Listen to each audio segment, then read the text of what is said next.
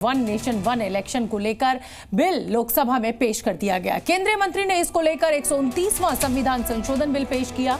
कई पार्टियों ने इस बिल पर आपत्ति जताई, जिसके बाद इस बिल को पुनर्स्थापित या स्वीकार करने के लिए वोटिंग कराई गई, जिसमें बिल स्वीकार करने के पक्ष में 269 और बिल स्वीकार करने के विरोध में 198 वोट पड़े। इसके बाद इस बिल को चर्चा के लिए जेपीसी में भेज दिया गया।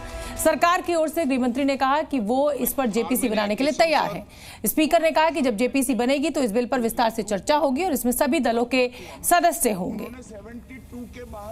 रामनाथ कोविंद ने वन नेशन वन इलेक्शन पर सरकार को अपनी रिपोर्ट सौंपी थी। उसके बाद इस रिपोर्ट पर फैसला लिया गया और आज इस बिल को पेश कर दिया गया। जो विचार व्यक्त किए और जो शुद्धि के अध्ययन दिन मत विभाजन परिणाम पक्ष में हाँ में 269, विपक्ष में 198।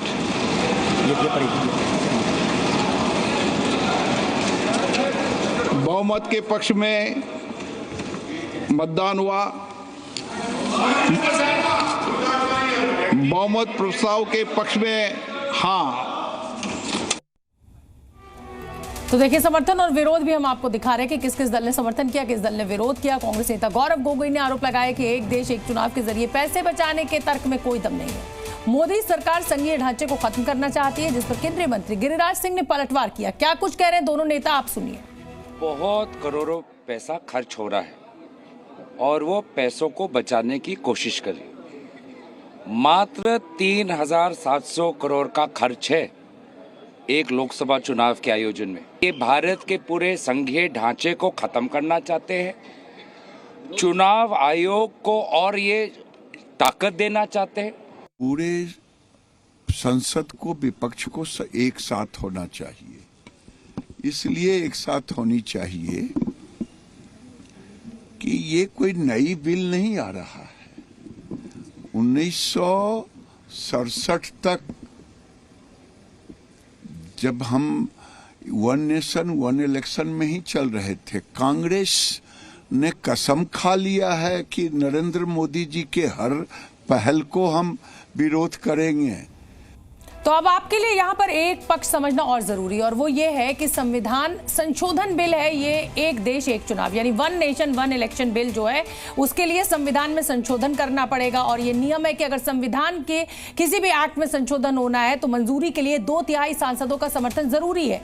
लोकसभा में सरकार के साथ 2/3 नंबर है नहीं, राज्यसभा में एनडीए के पास बहुमत नहीं है। लोकसभा में एनडीए के साथ 292 सांसद हैं और राज्यसभा में एनडीए के साथ 112 सांसद है। 205 लोकसभा सांसद बिल के खिलाफ, 85 राज्यसभा सांसद जो है वो बिल के खिलाफ है। अब बिल मंजूरी के लिए विपक्ष का साथ एनडीए के साथ होना बहुत जरूरी है। और अब ये जो जेपीसी बनाने की बात की गई है वो इसी मंशा से की गई है कि इसमें सभी विपक्षी दलों को एकजुट किया जाएगा और फिर इस बिल को पास कराया जाएगा।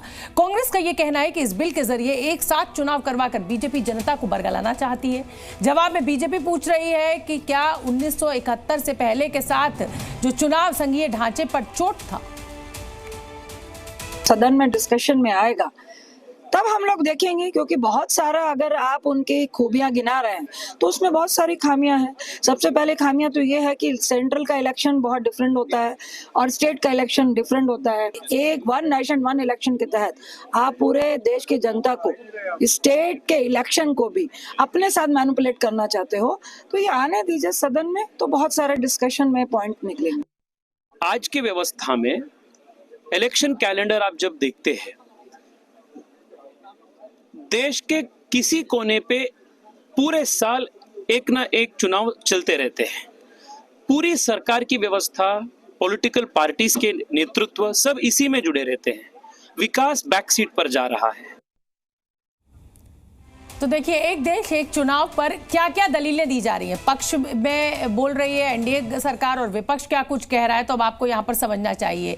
साथ साथ अगर चुनाव होंगे तो इसमें चुनावी खर्च कम होगा, इसमें एक पार्टी को फायदा होगा, ये विपक्ष की दलील है, विपक्ष का जवाब है। अब पक्ष कह रहा है कि विकास के कार्य नहीं रुकेंगे, तो विपक्ष कह रहा है कि राष्ट्रीय मुद्दों पर ही मतदान हो जाएगा, यानी स्थानीय मुद्दे जो है, लोकल इश्यूज जो है वो खत्म हो जाएंगे, अर्थव्यवस्था को स्थिरता मिलेगी, ये पक्ष में कहा जा रहा है। विपक्ष कह रहा है क्षेत्रीय मुद्दों की अनदेखी होगी अगर एक साथ लोकसभा के साथ विधानसभा चुनाव किया जाएगा। नीतियां बनाने में देरी नहीं होगी। तो विपक्ष कह रहा है संघीय ढांचा एक साथ चुनाव कराने से कमजोर होगा। लंबी चुनावी प्रक्रिया से मुक्ति मिलेगी। तो विपक्ष कह रहा है क्षेत्रीय पार्टियां खत्म हो जाएंगी। मतदान प्रतिशत बढ़ेगा। विपक्ष कह रहा है अलग अलग पार्टी चुनने का मौका नहीं मिलेगा।